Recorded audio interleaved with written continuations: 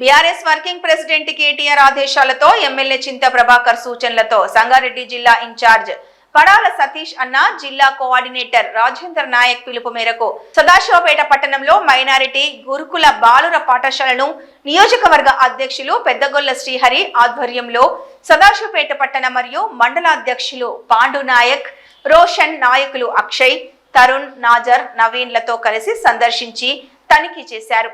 గురుకుల బాలుర పాఠశాలల్లో నెలకొన్న సమస్యలు తెలుసుకోవడానికి వచ్చిన బీఆర్ఎస్వి నాయకులను అరెస్ట్ చేసి సంగారెడ్డి టౌన్ పోలీస్ స్టేషన్ కు తరలించారు.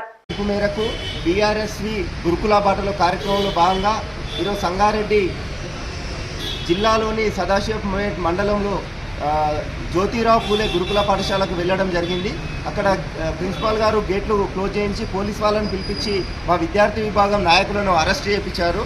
ఇది రేవంత్ రెడ్డి భయపడి రేవంత్ రెడ్డి కావాలని అధికారులతోని కుమ్మక్కై వీళ్ళు విద్యార్థుల సమస్యలు తెలుసుకుందామని విద్యార్థి విభాగం వస్తే వీళ్ళని మా అందరినీ అడ్డుకోవడము ఎంతవరకు కరెక్ట్ అని చెప్పి డిమాండ్ చేస్తున్నాం. అదేవిధంగా 48 మంది విద్యార్థులు చనిపోయారు, వాళ్ళ గురించి పట్టించుకునే నాదుడే లేడు. రేవంత్ రెడ్డి నీ ఇంట్లో నువ్వు కూర్చుండి నువ్వు రివ్యూలు పెట్టుకుంటా ఫార్మాసిటీ అని చెప్పి మాట్లాడుకుంటా నువ్వు పైసలు కొల్లగొడదాం, పైసలు దోచుకుందాం, పైసలను తెచ్చుకొని నీ ఆస్తులు పెంచుకుందామని చూస్తున్నావు. కానీ బడుగు బలహీన వర్గాలు చదివే గురుకులాలను నువ్వు ఎందుకు పట్టించుకుంటలేవు? 916 మంది ఆసుపత్రి పాలయ్యారు, వాళ్ళ పరిస్థితి ఏందో నువ్వు ఇప్పటి వరకు మాట్లాడవు ఎందుకు? అసలు గురుకులాలను నిర్వీర్యం చేద్దాం అనుకుంటున్నావా? కేసీఆర్ గారు రాష్ట్రం 2014 వచ్చిన తర్వాత గురుకులాలను అద్భుతంగా తయారు చేస్తే నువ్వు నాశనం చేద్దామనే పరిస్థితి తీసుకొచ్చినావు. పాము కాటుతో కొందరు అన్నం ఆహారం కలుషితమై కొందరు అనారోగ్యం పాలై చనిపోతున్నప్పుడు నువ్వు ఒక్కరినైనా పరామర్శించడానికి ఎందుకు వస్తలేవని చెప్పి మేము విద్యార్థి విభాగం తరఫున డిమాండ్ చేస్తున్నాం. అదేవిధంగా ప్రతి ఒక్క రాష్ట్రంలో ఉన్నటువంటి అన్ని విద్యార్థి విభాగాలను అరెస్టు చేయడానికి నువ్వు భయపడుతున్నావు. నీ తక్షణమే బీఆర్ఎస్ డిమాండ్ చేస్తుంది, నువ్వు రాజీనామా చేయాలి. ఈ చనిపోయిన 48 మందికి 50 లక్షల రూపాయల ఎక్స్గ్రేషియా ఇవ్వాలని చెప్పి మేము విద్యార్థి విభాగం తరఫున డిమాండ్ చేస్తున్నాం. జై తెలంగాణ. జై తెలంగాణ. ఇప్పటివరకు మరణించడం జరిగింది.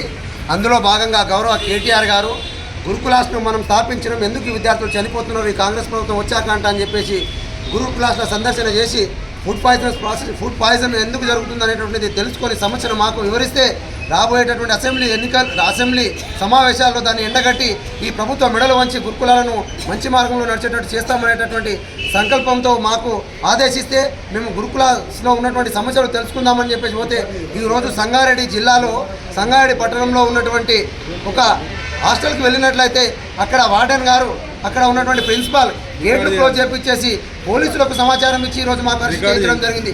నియంత పాలన అనేటటువంటి సాగిస్తున్నటువంటి రేవంత్ రెడ్డి గారు మీకు నిజంగా ప్రేమ ఉంటే ఈరోజు ఏ విధంగానైతే చావుకు కారణమైన 48 మంది విద్యార్థులకు వాళ్ళ కుటుంబాల తరఫున ఆలోచించు, వాళ్ళకి ఎక్స్గ్రేషియా ప్రకటించు, కుటుంబంలో ఒకరికి జాబీ. కానీ ఈరోజు సమస్యను పరిష్కరించడం కోసం మాట్లాడుతున్నటువంటి మా మీద కాదు నువ్వు పెత్తనం చెలాయించాలనేటటువంటిది. ఆ రోజు లగచర్లలో చేసిన సంఘటన, ఈరోజు దివాలాపూర్లో చేసినటువంటి సంఘటన, ఈరోజు గురుకులాస్ మీద చేసినటువంటి సంఘటన చాలా దుర్మార్గమైన చర్య. నాయన నీకెందుకు? ఇప్పటి వరకు ఈ రాష్ట్రంలో విద్యాశాఖ మంత్రి లేడు, హోంమంత్రి లేడు, ఉన్న పదవులన్నీ నీ దగ్గరనే పెట్టుకొని ఒక రౌడీజమైనటువంటి పాలన మీ అన్నదమ్ములని రాష్ట్రం మీద అరాచకం చేయడానికి వదిలిపెట్టేసినటువంటి సందర్భం కనిపిస్తూ ఉంది. నీకు దమ్మున్నట్లయితే వెంటనే విద్యా వ్యవస్థను బాగుపరచాలని అనుకుంటే ఈ రాష్ట్రంలో విద్యాశాఖ మంత్రిని, ఈ రాష్ట్రంలో హోంశాఖ మంత్రిని ఖచ్చితంగా తక్షణమే నియమించాలి. ఈ పాఠశాలలో జరుగుతున్నటువంటి అవతకవతలను, విద్యార్థులు చనిపోయినటువంటి సంఘటన ఏదైతుందో దానిపైన వెంటనే ప్రక్షాళన చేయాలంటే అని చెప్పి డిమాండ్ చేస్తూ ఉన్నాం. మాలాంటి బీఆర్ఎస్పీ నాయకులను రాష్ట్ర వ్యాప్తంగా అరెస్టు చేయిస్తే ఖబర్దారంటే అని చెప్పేసి హెచ్చరిస్తూ ఉన్నాం.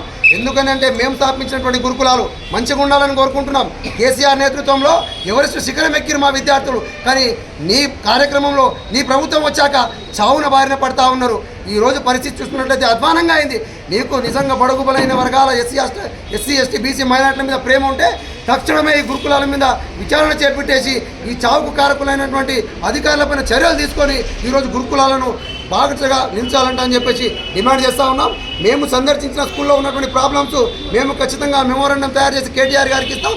రాబోయే అసెంబ్లీ సమావేశాలలో ఈ ప్రభుత్వం మెడలు వంచైనా సరే ఎస్సీ ఎస్టీ బీసీ పక్షాన నిలబడతాం, గురుకులాలను మంచి మార్గంలో నడిపిస్తామంట అని చెప్పేసి తెలియజేస్తా ఉన్నాం.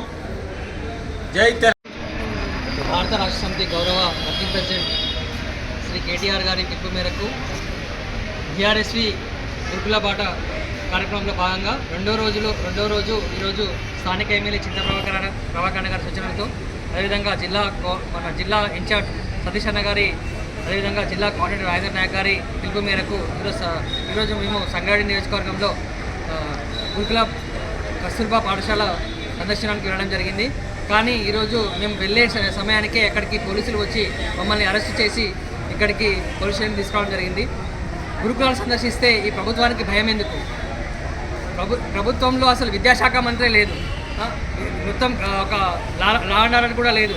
అలాంటి సందర్భంలో మేము విద్యాశాఖ పట్టించుకోవడం లేదు. కనీసం మేము వెళ్ళి అక్కడ చూసి పరిస్థితులను చూసి మరి తనిఖీ చేసి ఒక రిపోర్ట్ డ్రాఫ్ట్ తయారు చేసి మా ఎమ్మెల్యే గారికి, అదేవిధంగా కేటీఆర్ గారికి ఇస్తే వారు పిల్లల తరపున అసెంబ్లీలో మాట్లాడతారని చెప్పి ఒక మంచి కాన్సెప్ట్తో మేము ఈ కార్యక్రమం చెప్పడం జరుగుతుంది. కానీ దాన్ని కూడా ఈరోజు వీళ్ళు అడ్డుకోవడం అంటే పిల్లల భవిష్యత్తును అడ్డుకోవడమే అని చెప్పి మేము తెలియజేస్తున్నాము.